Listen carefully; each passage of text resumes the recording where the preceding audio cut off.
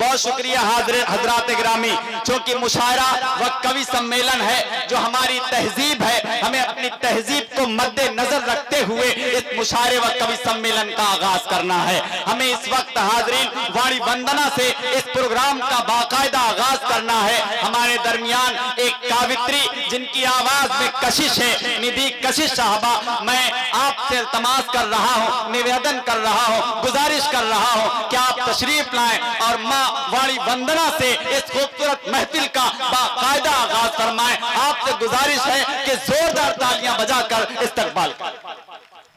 आप सभी की उपस्थिति को प्रणाम करती हूँ।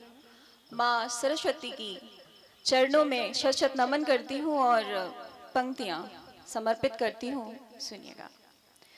हो माँ, ओ माँ सरस्वती, चरणों में वंदन करती हूँ। जीवन दिया है तूने सुंदर, सब तुझको अर्पण करती हूँ। क्या अच्छा है, वाह ओ माँ, वाह वाह वाह, ओ माँ सरस्वती, चरणों में वंदन करती हूँ।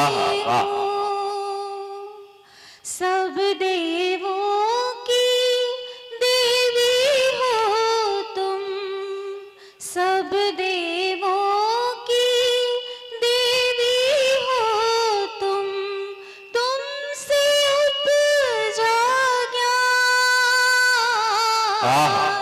अज्ञानी को ज्ञान हो देती, अज्ञानी को ज्ञान हो देती, दे देती वरदान।